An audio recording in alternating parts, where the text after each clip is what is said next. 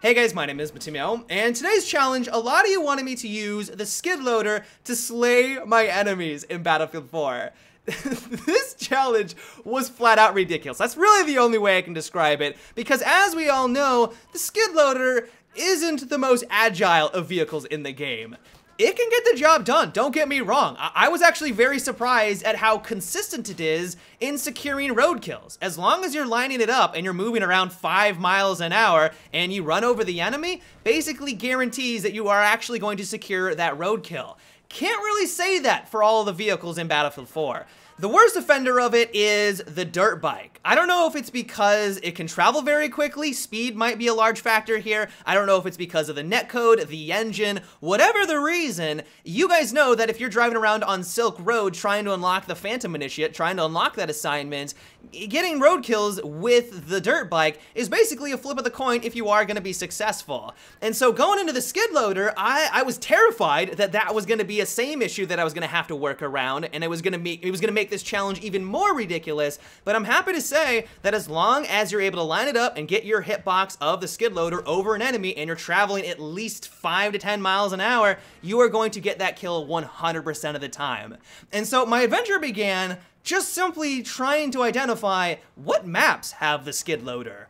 Through all of my searching around, I looked on a lot of maps. The only ones I could find it on were Firestorm, Oman, and Lumphini Gardens. If you guys know of another place, let me know down below, because I searched far and wide for another skid loader, but those seem to be the only 3 maps that actually had them. But honestly, the only map that I had the most success on was on Firestorm.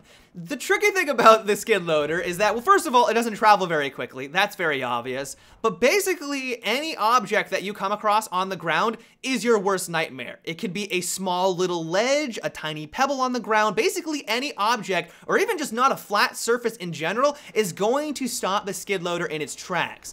And so I tried it on Lumphini Gardens, and I attempted to play on Oman, and I was able to secure a few kills here and there. But because those maps usually have a lot of elevation changes and they're not very flat, I had a hard time maintaining my acceleration, maintaining my speed throughout it, and so I was just left floundering all the time and made myself an easy target for an RPG, which was my worst nightmare, or just people looping around and taking me out from the driver's position. And so Firestorm was basically my playground. A lot of the map is very flat. There are a few curbs that would cause me some trouble, but as long as I avoided those spots on the map, and as long as I kind of waited for the enemies to cross the street and then accelerated towards them, I had at least a moderate amount of success.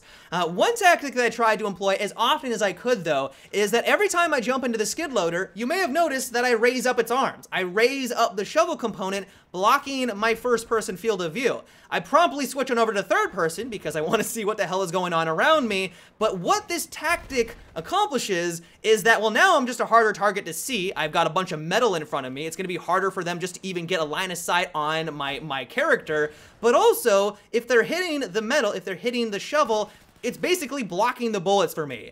And so it resulted in these amazing moments where I was in the thick of combat. 5 people were trying to take me out with their assault rifles, carbines, and bolt-action rifles, but because of that nifty little tactic, just raising up the arms to block my first-person field of view, I was able to live at least for a little bit longer, or hopefully get the hell out of there and extend my little kill streak. But overall, this really just came down to a lot of luck.